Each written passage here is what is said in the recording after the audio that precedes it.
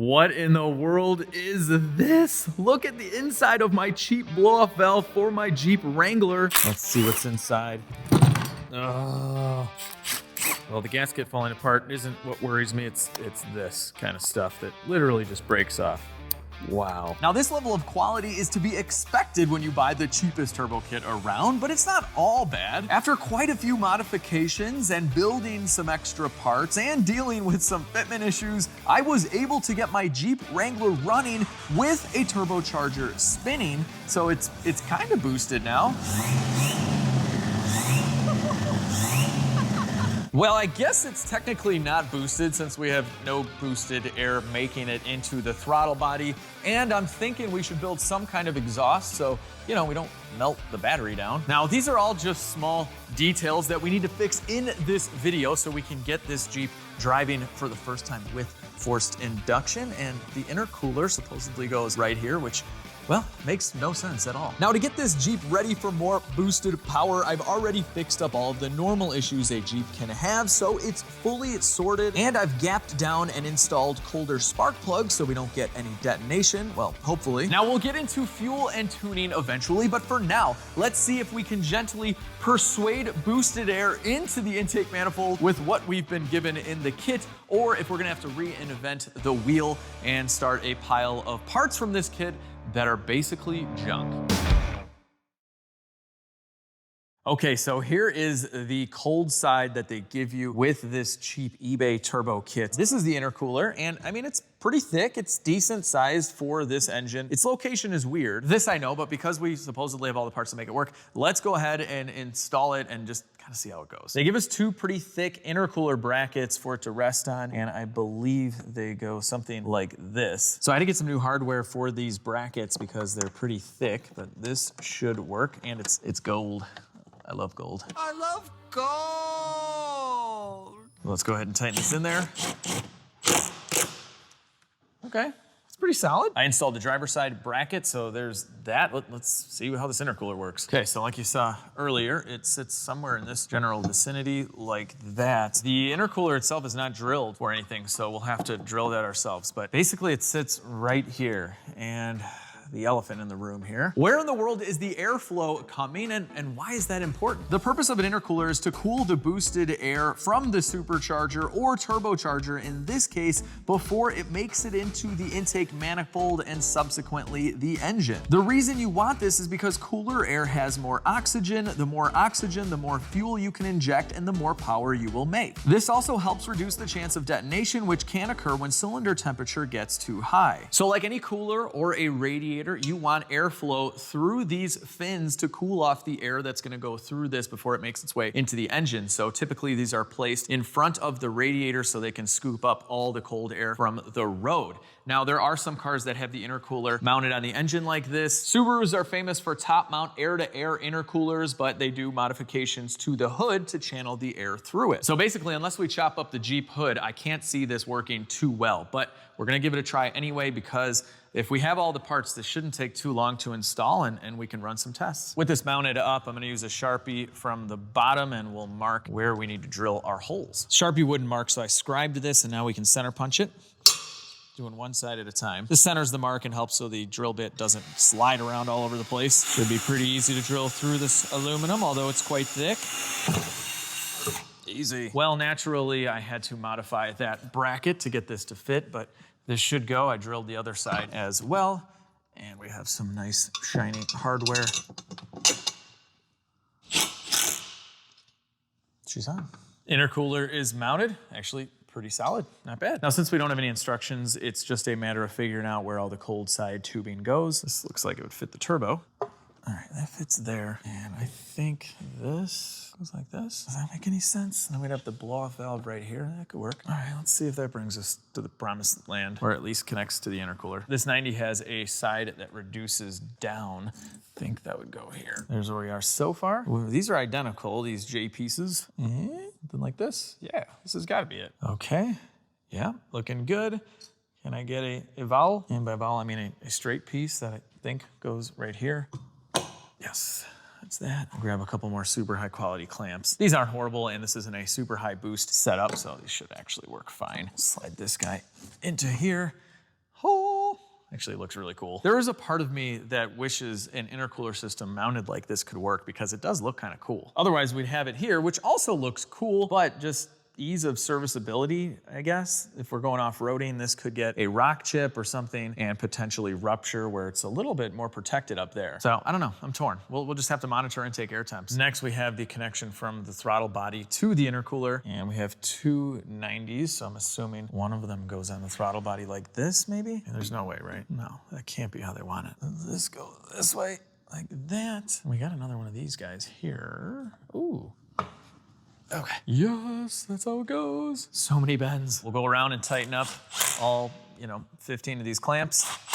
I cleaned up the burrs inside of the blow-off valve and reassembled, so we're gonna put this on kind of as a placeholder. I don't think I'm gonna use this one anyway, but for now, it does go here. I'm gonna figure out which way I want this horn to point, maybe this way. Now, the verdict is still out on whether or not that whole intercooler system is going to work, but something that I know works is the Avalon King Armor Shield 9 DIY ceramic coating kit. I'm just coating the Jeep's hood right now. It's super easy to do. You just wipe it on, wait 60 seconds, and then simply wipe right off. I'm eventually gonna do the whole thing, and we're gonna see this thing on the trails with all of the dirt and water just beating right off, because when you apply this to any painted surface, it's like a clear protective shield over your car, and so nothing sticks to your car, and then water and dirt just bead right off, and this keeps your car cleaner for longer. A new use that I found for the ceramic coating are brake calipers. So if you have painted brake calipers that are faded from the sun, they may look like the ones on my Hellcat, and you'd think you'd need to paint these, but you don't. You clean them off, simply ceramic coat them with the Armor Shield 9. And so this is what they looked like before,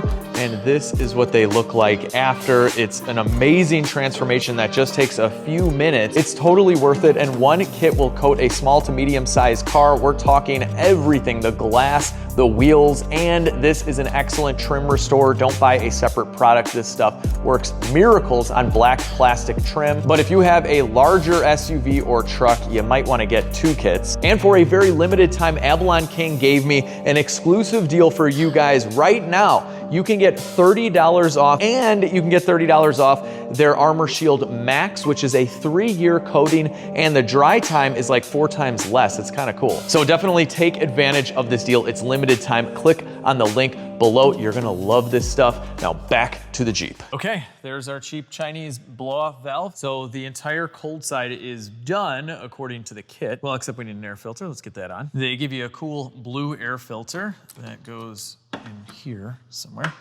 Might need to do a little squeezing. I actually have this adapter piece to make this fit, since it's a universal filter, of course. So let's try sliding that over here first. Maybe that'll help us. Okay, it's getting there. We need to mod something right there. This stud right here is hitting the air filter, but we don't need all of that. We can chop some of it off. See if that's enough to make this happen. Oh, it's right there, it's right there. Oh, there we go. All right, got it over. Sweet. All right, tighten this up. All right, we have an air filter. I must say, I like the look of this, but I do want to retain a snorkel, again. So at some point, we'll probably have to snorkelize the Jeep. I just made up snorkelize, but it should be a real word in the dictionary. Since we're in this area, we're gonna install a turbo blanket. You guys have seen me do this a few times, although this might be a little bit difficult to sneak in. Maybe? Let's see. No, maybe not. Maybe not. This is actually fitting really nice. It looks pretty cool. There you have it. This fit better than I thought. I got the springs in there and everything, and there isn't anything super close to this turbo that would melt outside of the yellow paint here, which I think would be fine, but this was $20 on Amazon. I figured I'd give it a try, and it kind of makes our turbo look a little bigger. If you guys were around for the last video, you know how hard it is to change the PCV valve. That's why I have a pry bar, and I already broke this off. So this is the fresh air intake for the PCV system. We're gonna run a breather right here, since this would normally go to the intake, and I mean, we could do something like this, but I don't know how permanent this intake is, so let's just do a breather for now. Come on. Oh, this is the worst. Oh, come on now. This is not normal. Oh, jeez. I hate these PCV valves. Oh my gosh. Almost got it. Oh. I hate this. No more PCV garbage. I mean, it's not garbage, you need a PCV, but when you're going boosted, you just go with breathers, and it works most of the time, unless you have excessive blow-by, which we'll find out in the world of the 4-liter straight six. Do they have excessive blow-by? I don't know. I have our grommet back in. It's actually in good shape, and this should fit right in there. Bam! Perfect. Yeah, we'll have the blow-off valve go that way so we're not blowing off air into the filter. Although it could kind of clean it, probably doesn't make any difference at all. We'll leave it as is. Let's go for our first Jeep turbo drive. I mean, we could drive it at this point, and we have to drive it at this point because we're bringing it over to Fluid Motor Union. And if you guys have been watching the channel for a while, you know what they do and what they do best. They are gonna be doing a complete exhaust system on the Jeep. So let's drive roughly 30 miles to Fluid and hope nothing bad happens. We'll see what this sounds like on the road. Just for this ride over to OJ's, we gotta get silly with the exhaust and get a, you know, just a downpipe shooting straight up. That makes sense. Oh yeah, this is perfect. Woo! Look at that, custom made. Let's see what this thing sounds like. Yeah, kind of sounds like a tractor, not gonna lie. I got a tractor Jeep, but yeah, that works. Exhaust is coming out. Cool. All right, technically the first time driving.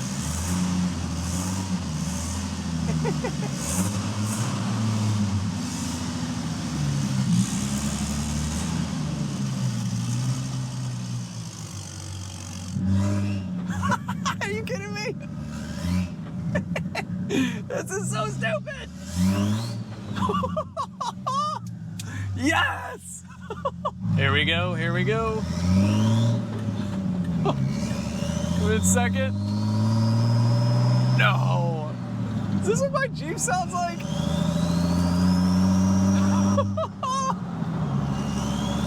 Oh my gosh, we're in fourth. It's just gonna be whistling all the time. Granted, we have a completely open exhaust right now, but OJ's exhaust is gonna flow basically just as well. We might actually hear the turbo even more because we're gonna run this all the way to the back, so the exhaust noise is gonna move, you know, that way.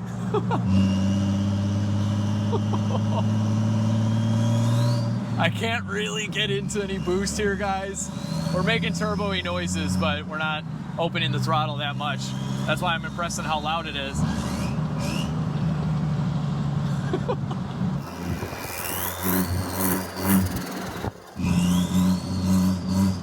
I'm like a little kid right now.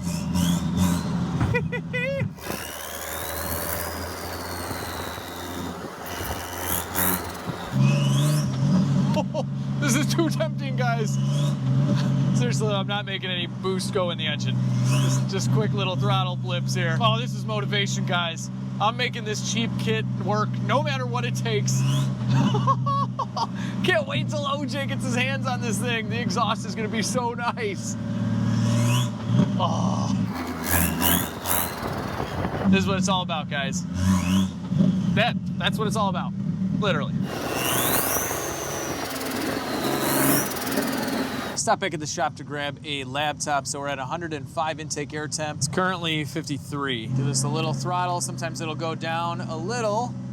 All right, we're at 100, so we're getting some air flowing right now. It got down to about 95. We're like 45 degrees above ambient, just sitting here with the hood off. Just cruising along. We're in the upper 80s now. And we do have a check engine light on due to O2 sensor issues, and we definitely need fuel. This thing has 87 in it now. Those days are over. We're definitely gonna go with some 93 octane right now, but I do wanna run E85 on the Jeep. I mean, it's corn fuel, and the Jeep's yellow, so like, you got to. I'm just getting gas in my Jeep Wrangler, nothing at all to see here. It's just a normal Jeep. I got none other than the LSC Express, my Pro Charged van, following us, because I need a ride back from Fluid. Well, we're up to 71 degrees intake air temp. Again, that's with no hood on and no boost, so not the best test in the world. This looks pretty ridiculous, guys, not gonna lie. It looks so cool with the intercooler up there and with the hood off. All right, we're pulling up to Fluid right now. Let's see what OJ thinks. Fluid Motor Union. What do you think? Is that an aluminum exhaust? It is currently, yes. Yes, it is. Part of the reason I'm here. That's a piece of leftover intercooler piping just to get here. Does it fit under the hood with the intercooler and everything? I don't know 100%, but I think it would. I imagine it would. It wouldn't fit with this, but that was just to get here so it wouldn't destroy my battery. OJ's already given it the once over. This is my maiden voyage over here, OJ. Right to you. Haven't driven it yet. No leaks, looking good. And no smoke. The turbo didn't grenade yet. Like I thought there was a possibility this thing would just blow up or seize or something, but it's spinning. All right, so like how nice do you want to make this thing? That's bad. That's bad. Do you have any scrap material laying around the shop? Because this is kind of a budget build. Budget? Yeah. You're probably hearing saying the word budget to me. Scrap. I said scrap too. Budget and scrap. Oh man. Well, that's like 3 inches. It's pretty common size for us. So yeah, I've probably got a fair bit. I probably have mufflers too, dude. Okay. What do you want? Like what? Okay, so you heard the turbo when I pulled up, Yeah. right? I want all the turbo noises that this thing can make, just like we have now, but minus the exhaust noise being right next to the turbo. So just a regular tailpipe. I mean, it could be a sleeper and just look like a normal Jeep out in the back here. And then as long as it's free flowing enough to keep up with the, I don't know what this thing's gonna make, dude. Like 300 wheel max, but I want it to sound like that turbo-wise. You want to hear the turbo still. I want to hear the turbo. I think because this thing's going to be fairly simple, we can keep it budget. That's not usually a word I know. I like to use, but the big issue honestly is how quick do you need this done? I mean, did you hear the turbo? OJ, I want to drive this thing, man. So I'm going to assume that you want it done quick. Quickish. Now we got a budget on there, so I can't even order stuff if I want.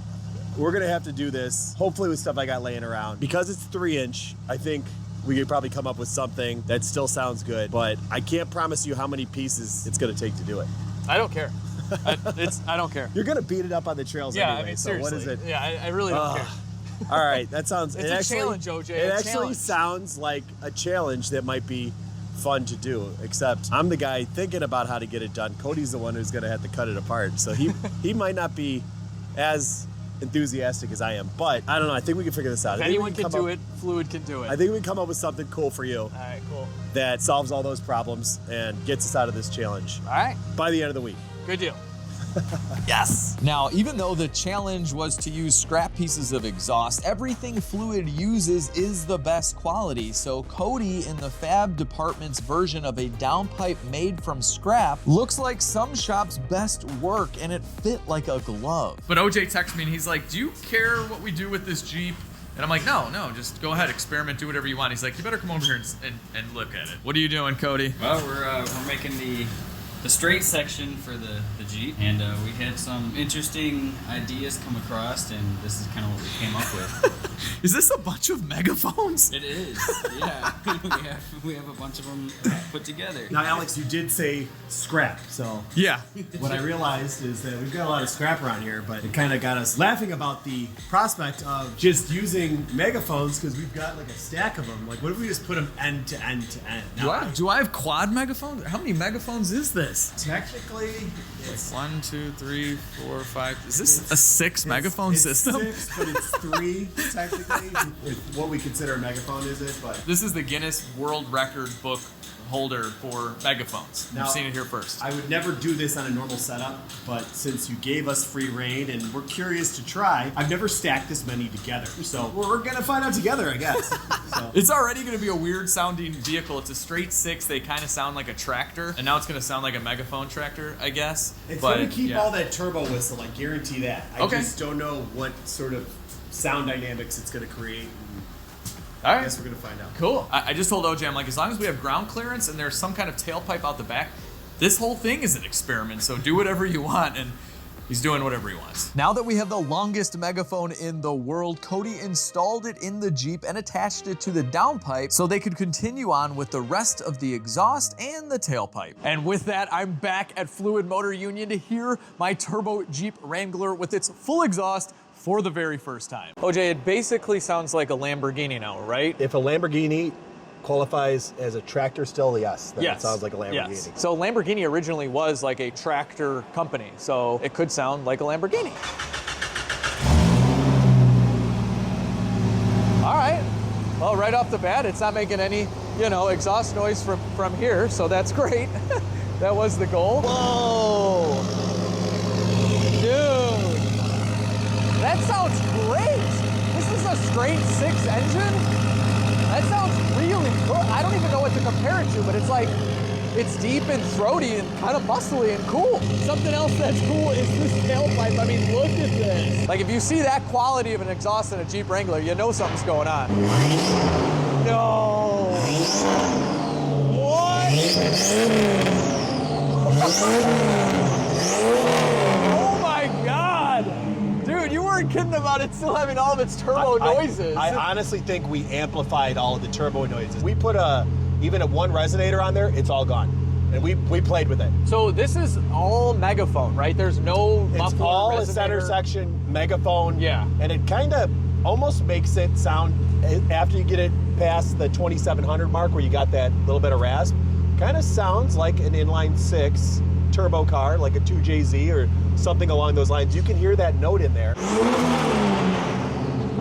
Oh, guys, this is insane. I seriously, I didn't know what to expect when I started this whole Jeep turbo adventure, but this is awesome. And we obviously still have to connect the wastegate, but look at what they did here. This is a way more proper wastegate. Before, it was just sticking out of the side of the pipe. It was horrible. And the megaphones start here, they go under the cross member, and they end all the way over here. What you see here is water coming out of the exhaust, which is totally normal. That's how you know your engine's running good. And we obviously still have to connect the wastegate, but look at what they did here. This is a way more proper wastegate. Before, it was just sticking out of the side of the pipe. It was horrible. He also fixed a massive problem for me, and that was the crossover pipe was right next to the starter. That is moved over as well. How's everything else? We're looking good. No leaks from the oil pan or anything. Perfect. All right, we gotta go for a ride.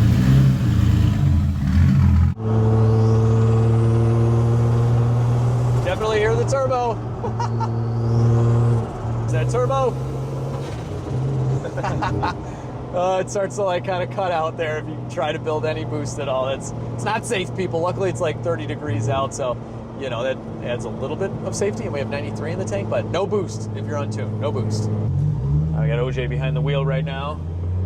He's driven this thing, you know, a couple times, and there's a spot that it makes kind of weird noise, right? Where is it? It's a little lower, a little lower. Right there. Yeah. It's for like, I don't know, about 150 RPM. It sounds like a vibration or something. And that's exactly what exhaust resonance is. When you have the sound waves bouncing at a certain frequency, and it increases the loudness of it to something unpleasant like that. So there actually is a way to dial that out, Alex, and you've probably seen it used on other cars before, but it's called a Helmholtz resonator. And what it is basically a little chamber that you could put on there to do that. Just dial out a certain frequency. They're a little bit hard to use precisely without a big engineering company, but it's something we can probably look into dialing that out. But it's not typically something I even had to worry about building, because we build an exhaust and not even have that sort of issue, you know what I mean? Because one of my main goals with this exhaust was to continue to hear the turbo. That's why OJ didn't put a resonator in or anything like that, because it would have taken away from the turbo noise and fixed that kind of vibration issue. So later on, I'll bring it back and we'll do some more experimenting. That's what the Jeep is all about. But for now, I'm so happy with this exhaust. Listen to the turbo, yes! We are back at LegitStreetCars for some more modifications on the Jeep Wrangler. But before we do that, I want to see if we can get OJ's YouTube channel, the Fluid Motor Union YouTube channel, past 75,000 subscribers. So I'm going to leave a link down below. He has been working his butt off on this channel for the last year. His videos are amazing, very educational and well put together. You guys have seen OJ on my channel for about 5 or 6 years. So if you appreciate really good quality car content and super good quality work, check out his channel, give him a subscribe. Let's see, can we do 75,000? Can we do 80? Can we do it for OJ? I think we can. He's a great guy, family-owned business. Anyway, check him out down below. Let's get started on some more mods. I want to get rid of the mechanical fan and this shroud, and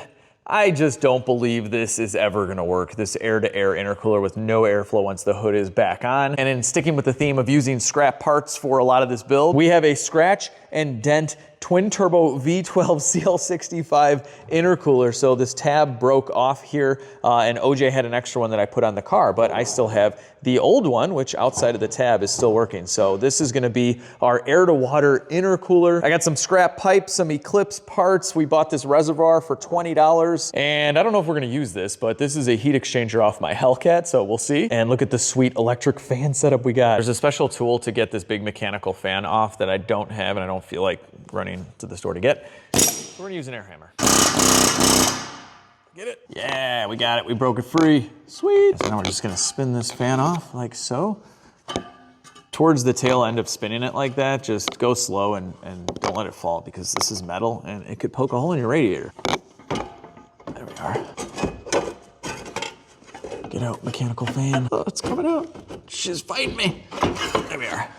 All right, cool. So these work really well and they're fairly reliable, but they make a lot of noise. I don't want that. I just want to hear the turbo. And we'll be able to get a much narrower fan shroud in here too and just give us more room. I'm gonna get the coolant reservoir out of the way for now. These are actually 7/16, like a lot of things on the Jeep. It's standard. I don't know why I'm doing this manually. I have power tools. You ever do that where you start turning it and you're like, well, the power tool's over there. I just keep on turning it. Power tool is always faster, but anyway, here we go. All 4 bolts are out for this shroud. Hopefully we can finagle it out. Oh yeah, nice and easy. Yay! I'm soaking the bolts for the radiator, so let's remove all this other intercooler stuff in the meantime. Goodbye, air-to-air intercooler. Not saying it's a bad intercooler, just bad placement. We'll save this for some other budget build. Now, I would say we're gonna reuse a lot of this, but it's steel, which is fine, but I think I'm gonna go with aluminum piping up top. It's cheap, you can get a whole kit and then make all sorts of different bends, and we'll reuse the silicone though. Definitely not using this blow-off valve on anything. The radiator's held in with 3 bolts.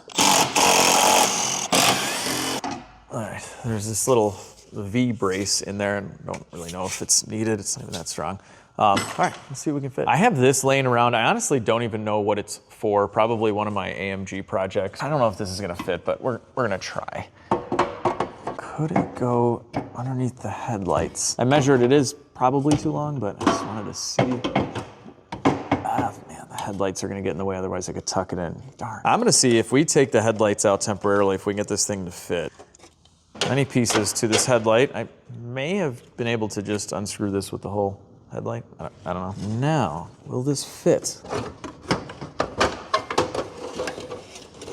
Do we need headlights? Here's where we're at. It's not impossible. I mean, obviously these fittings are hitting, but I think with some trimming, we could get it to work. If these were 90s, that'd be mint, but look at this. That's pretty cool. I flipped it around so we have the barbs on this side. I think that actually might work better, and then we could run the hoses on this side of the engine instead of around all of this stuff that gets hot. I'm gonna drain out all the coolant and remove this radiator. There we go. Radiator is coming out. There we go. So much room. We're gonna cut this little bottom section out so that our heat exchanger will go lower. It's kind of a really weird angle to be at, that's for sure. All right, now I gotta straighten it out a little. This is kind of getting in the way. Everything's cut up and I'm just kind of finishing it off here. Driver side is done as well, looking pretty. We gotta protect our bare metal. I found some yellow caliper paint. This was for the ketchup and mustard CTS-V because we did the calipers in yellow. Well, they were factory yellow, we redid them. I should have masked some stuff off, but it's a cheap Jeep. Okay, hang on. We can actually see this overspray here. Gotta fix that up. Perfect. Aside from looking brand new, the paint match is pretty good. With that trimmed down, the heat exchanger fits much better. And I found a couple 90-degree 3/4 hoses that we can cut down and make work. I'm gonna cut this down a little bit because it's hitting the headlight, and then we'll have to figure out how to flare it, although it is low pressure, so it probably doesn't matter, but we'll start right here. Of aluminum. Now, like I said, this is a very low pressure system, but it wouldn't be a bad idea to put some kind of barb here, and a little trick that I learned. I don't know if I learned this from anyone. I did it on my Trans Am many years ago for trans-cooler lines, and it worked great. So the trick is to actually take a die from a tap and die set. I have a 1/2-inch MPT thread. Doesn't really matter what the threads are. But anyway, we're gonna cut this aluminum, and we could probably just do this by hand. So we'll just turn this on there. And yeah, we're cutting threads right now. Okay, that's getting tough. So I don't have a die holder this large, so we're gonna have to get some pliers in the mix, and we're almost there. I was almost able to do it all by hand, but we'll just turn this a few more times. Once you have this threaded on a good bit, it'll usually spin right off. There we go. So when you're done, you're gonna have something that looks like this. And now when we slide our hose over, it has something to bite into. And then we'll get the clamp on there, and you can imagine as we squeeze, the hose is gonna kind of fill the gaps with the thread, and it's never gonna come off. I've threaded the other end, so with this figured out and the hoses figured out, we're gonna move on to removing this thermostat housing. We gotta drill into it, and I think we should get a new belt in here anyway. This one's pretty cracked up, so we'll take this off. And we'll get these hoses out of the way. Okay, more coolant, yay. And it's a couple 13s. All right, here we are. The reason I removed this is we have to thread in our coolant temperature sensor to kick on the fan. I already picked a spot to drill, so we'll center punch it. Oh, it's not bad. All right, stage one. And we have a 3/8 tap going in, cutting some aluminum threads. We have some thread sealant for this, and I clean this up. We have our beautiful threads, and we can thread this in. Give it a little tighten, not too much. Click, and there you have it. We have a coolant temperature sensor. Block's cleaned up. We're going back together with a 195-degree thermostat. That's what stock is. Got a new gasket, and we have some RTV on there just in case. And we'll get our bolts back in. Look at that, looks factory, kinda. We're waiting on a new belt to come. We're kind of bouncing around, but the new fan shroud, it doesn't perfectly line up with the factory holes. It is aftermarket, so I've already marked here. And we just gotta drill some holes. We need to harvest a piece off of the old fan shroud, so I'm gonna give it a chopperoo. This little guy's awesome. Woo! All right, perfect. This is just for the factory coolant reservoir, this part right here, but we need these bolt holes, so I'll have to do a little bit more trimming just to get this piece. Here's our piece off of the fan shroud trimmed up. Looks really nice. And now we can bolt this back onto the radiator. Perfect, so that's everything. This entire unit is now ready to go back in the Jeep. I'll do some test fitting with it in there too. Next up, we are gonna mount our coolant reservoir for the intercooler system. And I don't know what used to go right here, something, but we're gonna utilize these factory bolt holes. I think I'm gonna make an L bracket for right about there. We're gonna use a little aluminum flat stock for this. We're making a cut. There we go. We're gonna make our 90 now with a hammer. Dirty hammer. It's got grease on it from something. Get off my piece. L bracket's gonna go right about here, and I think I'm gonna go a little higher on this, maybe about right here. We're gonna have a 90-degree fitting at the bottom, so I wanna give it a little room. I drilled a hole in our bracket. Nice and solid. Tank mounting is done. I ended up adding another bracket here, factory hole as well. Looking pretty good. So with this on, with that on, let's get the intercooler on. So I found a coupler that should adapt us down, so I just cut it up a little bit. And here is our CL65 intercooler. So this end would go here. Get that over the hose, nice, and yeah, this would fit right here. Oh man, this is so cool. Before we get crazy though, let's go grab the hood and see if we have clearance issues, because this is now the highest point. I got the hood back on. Let's see what we have in here. Oh yeah, we're looking good, guys. There's a ton of room in there. And obviously the hood will be closed, but I mean, we had a lot. Our hood's back off. This is so neat because we have factory vacuum ports. This one here, and we have this one here, so this could go to the wastegate, boost gauge, whatever. And we have our factory bleeder here for the intercooler system, still at the topmost point of the system. We just got to figure out how to mount this bad boy. We got some goodies in the mail. This is a big kit of 2-inch aluminum intercooler piping. We have a bunch of clamps, some nice T-bolt clamps, and we have silicone couplers. This whole thing was $100 and I just need it for a straight. So we have 2 straights. Well, I guess I need this coupler too, and the clamps. And then I didn't even know this existed, but we found a 2 3/4 silicone coupler adapter to 2-inch, which works perfectly for the Mercedes intercooler. So we'll slide this one on here, and did we just get lucky? Is this like the exact size? Because it has like, you know, the barbed end there, so the hose doesn't blow off. This could be really nice. Oh, are you kidding me? This is perfect. Look at that. So the blow-off valve would go in this pipe somewhere, but it's not gonna make it shorter or longer. So this is great. And with the radiator back in and the fan and everything, we have room galore. And for the heat exchanger, I ended up ditching the 90s and I found 180-degree bends. So this is actually a bend that was made into the hose, so it's gonna flow great. We have another one here, and this just clears the headlight much better, so we don't have to worry about trimming anything. It's all coming together, people. I have the intercooler pump mocked up as well. I found a little standoff that we used with a factory stud, so that's really nice, and one of these clamps. So we just need a connector for this, and I think the Typhoon's gonna come in with the save on that one. If you guys remember in one of the videos, we replaced the entire injector harness, so I have a ton of injector pigtails that I chopped off for a rainy day. These are all the factory parts for the Typhoon. On pretty much all my projects, I save all of the factory parts. They go into bins, you never know. But in this case, that pump and a fuel injector, an EV1 style fuel injector, It's the same connector. So this plugs right in. Cool. I have to drill out larger holes in our reservoir to fit our 3/4 inch stuff. Goodbye, threads.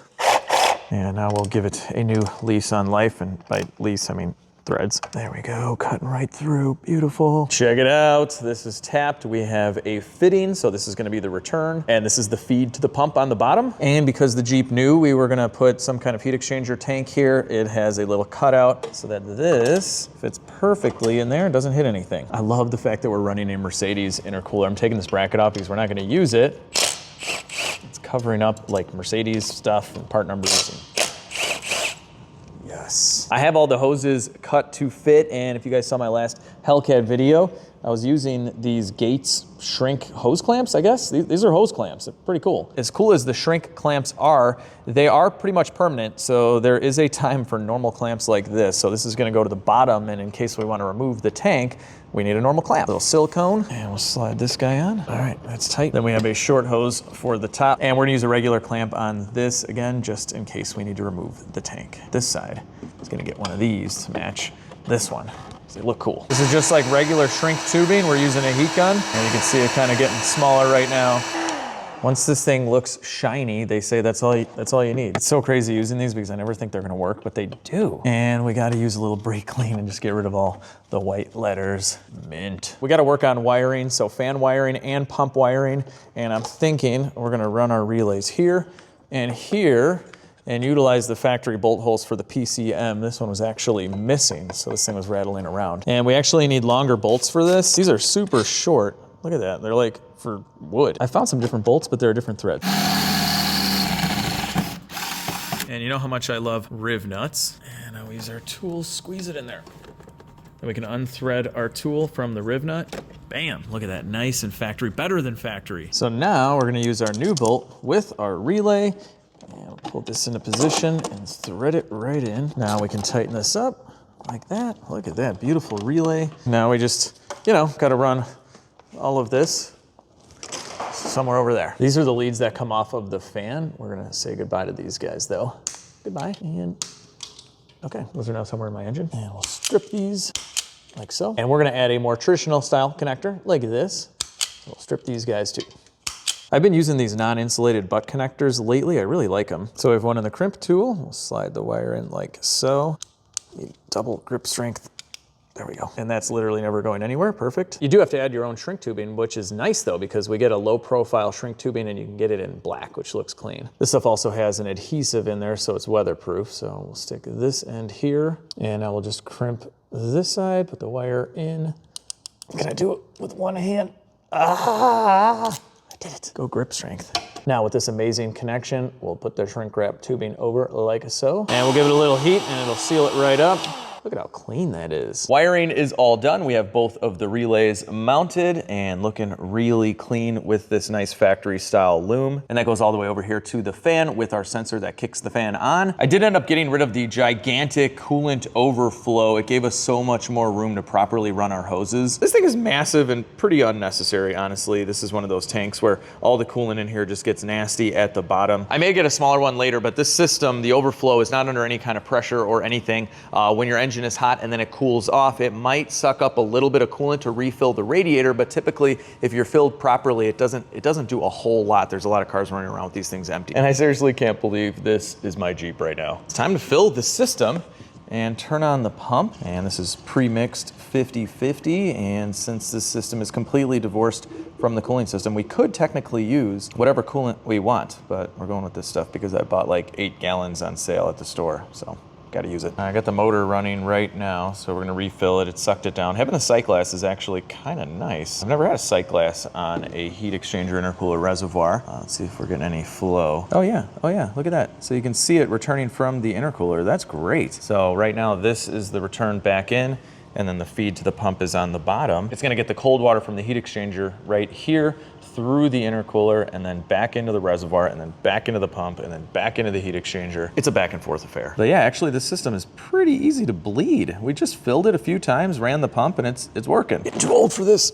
Ugh. We're gonna wrap everything up with a new belt. Always have the letters facing you. And it's kind of hit or miss, but we got a Made in America one. There's like no accessories here. I mean, it's just missing the AC, but this is so easy. So I'm gonna get this belt on, and then I got a flange for the blow-off valve welded on, so we're gonna go for a ride and see if we can get some ptss. New belt is done. Radiator hose going on. We'll get our clamp back on. All right, so we'll reinstall this with our nice clamp. Here's the flange for the blow-off valve, and we're gonna have it right in this general vicinity. Really not too many options here.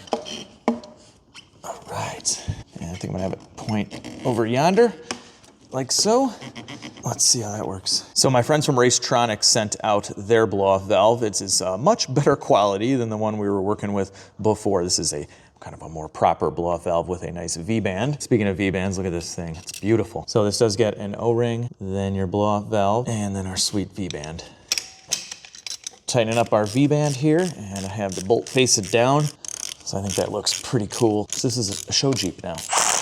This is looking so good. Everything is coming together. I'm gonna install another breather back there. And if you guys remember, that was a pain in the butt to remove, the old PCV valve. But I'm gonna run open breathers on this. I may end up going to a catch can later, but we're just gonna see on the dyno if we get a lot of blow by and you see a lot of crankcase pressure and oil kind of missing out of there, we'll go catch can. But like on cars like my Trans Am, I run open breathers and it's totally fine. I never get a drip, any oil at all coming out of there. So we'll just see how this straight six does. And I really want to put a breather there so I can hijack this right here.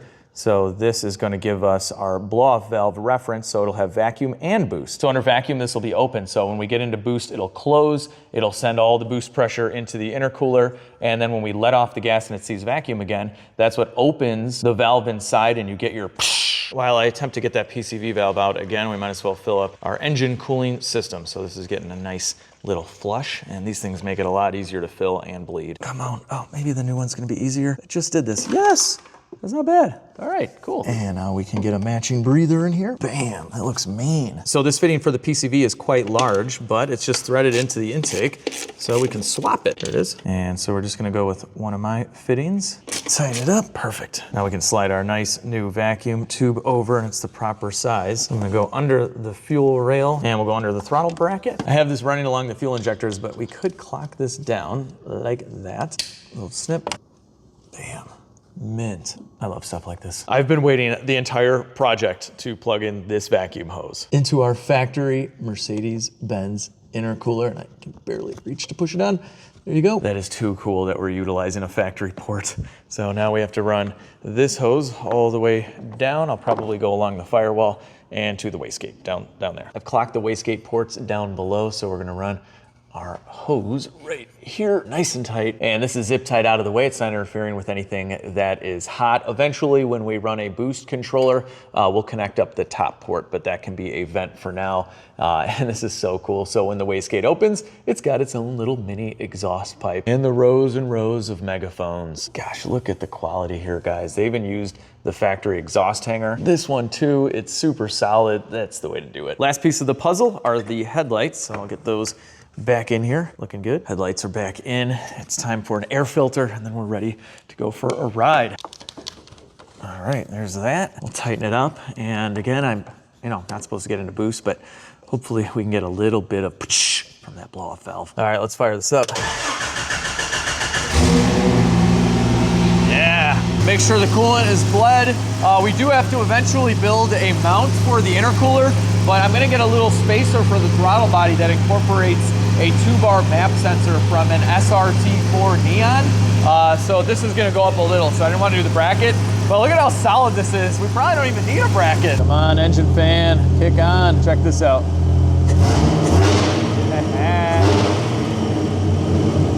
Any fan? No fan. I shut this thing off because we have a coolant leak. Right there, look at that. That's crazy. And you'll notice that's a whole new housing. With our old one that we put our sensor in, I had a leak too. So I removed it, and then we got a little bit of a smaller sensor, and I just installed that. But I have no idea why both of these are leaking. That's so weird. I've tried gasket and no gasket with just RTV, every combination, it won't stop leaking. Well, outside of our coolant leak, this looks pretty awesome. I think I'm gonna get a different radiator hose, maybe one that's a little bit larger so we can loop around that intake tube. No biggie though. I have another new gasket on order. This one is the paper gasket, but it has like the built-in silicone. Maybe that will fix it. I've never seen this. Like, that's just crazy. It's just a thermostat housing. It should just work. But that's not coming for a few days, unfortunately. So we're not going to be able to drive it with the blow-off valve, which is probably a good thing because I'd be very tempted to get into some more boosts just to hear those noises, even though I kind of have that right now.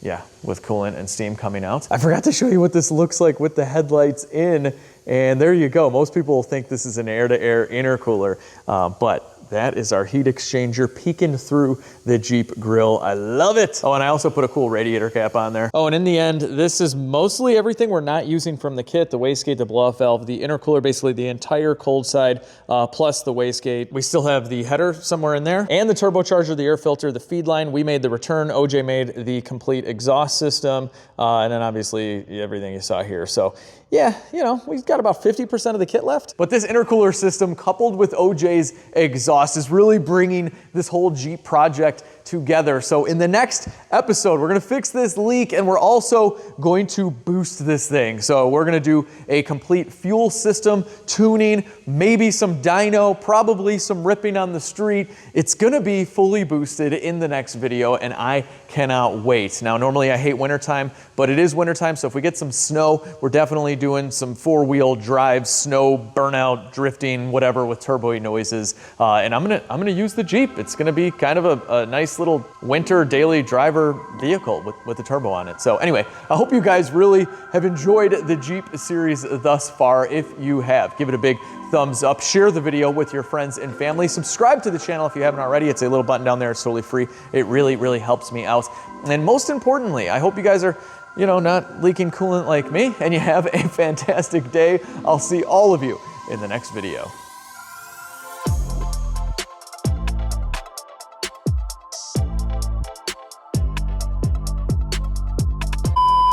Beep! Sorry guys, there are no bloopers in this video. Max, my editor, is off for a little bit for the holidays, so I edited a lot of this video and then realized at the end that I hadn't plucked out any bloopers. Usually he does that as he's editing because I mess up every once in a while, and I'm like, I'm not going back. So no bloopers in this one. So instead, I just wanted to take this time to wish all of you a Merry Christmas, Happy Holidays, Happy New Year. I hope your 2024 was awesome, and I cannot wait to show you some of the projects in 2025, some new and some old that are gonna finally get done. So I hope you guys are excited about 2025. I know that I am, and so thanks again so much for watching, and to all the new subscribers this year as well, and the OGs who have been around for now about 8 years. That's when I started my channel. It feels like I've been doing this forever, but anyway, I'm rambling. I hope you guys have a great weekend or whenever you're watching this, and I'll see you all in the next video.